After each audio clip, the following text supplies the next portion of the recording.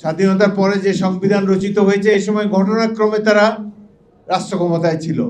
পৃথিবীর কোনো দেশে এরকম উদারতা দেখায় না মুক্তিযোদ্ধারা, যেটা বাংলাদেশে দেখিয়েছে।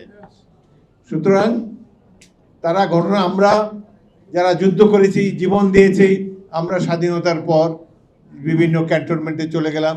যে ছাত্ররা জীবন বাজি রেখে যুদ্ধ করেছে তারা স্কুল কলেজে ফিরে গেল। রাজনৈতিক ক্ষমতার প্রতি আমাদের কোনো লোভ ছিল না, আমরা দৃষ্টিপাত করিনি। সেই জন্য আওয়ামী লীগ সেখানে বসতে পেরেছে ভারতের আনুকূল্য নিয়ে। ওয়ালটন এখন দেশের সীমানা পেরিয়ে পৌঁছে গিয়েছে 50টিরও বেশি দেশে। ওয়ালটন, ঘরে ঘরে বিশ্বজুড়ে। সুতরাং যে সংবিধানটি 72 সালে প্রণীত হয়েছে এটি মুক্তিযুদ্ধের ফসল। সাধারণ মানুষের আশা আকাঙ্ক্ষার প্রতিফলন সেখানে ঘটেছে। ঘটনাচক্রে আওয়ামী লীগ সেখানে ছিল, এটাকে আমি আওয়ামী লীগের সংবিধান মনে করি না। সুতরাং যেই সংবিধান এখনো বিদ্যমান, এই সংসদ প্রত্যেকটি রাজনৈতিক দল এসে সংশোধন করেছে। সংবিধান যে কোনো সময় যে কোনো দল সংখ্যাগরিষ্ঠতা থাকলে সেখানে সংশোধন করতে পারে। বর্তমান সরকার একটি জুলাই সনদ বিভিন্ন রাজনৈতিক দলে পাঠিয়েছে, আমাদের কাছেও পাঠিয়েছে। সেখানে আমরা অবাক বিস্ময়ে দেখলাম যে রাজনৈতিক দলের ঐক্যমত নিয়ে যেই সনদটি গৃহীত হবে সেটি নাকি সংবিধানের উপরে স্থান পাবে। এটি তো কখনো হতে পারে না। সারা পৃথিবীতে সংবিধান প্রণয়ন করে নির্বাচিত প্রতিনিধিরা।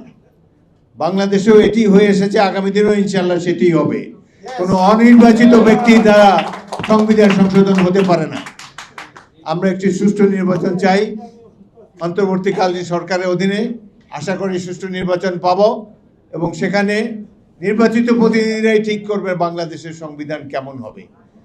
এখানে যারা সদ্য সাবালক, জীবনে মুক্তিযুদ্ধ দেখে নেই, গল্পও শুনে নেই, হয়তো আজকের বাংলাদেশ দেখলে তো বোঝা যায় না যে এখানে একটা মুক্তিযুদ্ধ হয়েছিল।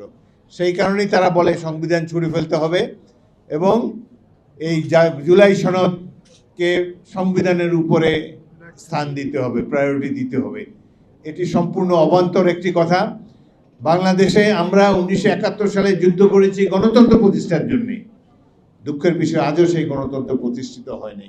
দুঃখের বিষয় শেখ হাসিনা তার ফ্যাসিবাদ দিয়ে গণতন্ত্রকে ধ্বংস করে গিয়েছে, প্রত্যেকটা প্রতিষ্ঠানকে ধ্বংস করে গিয়েছে।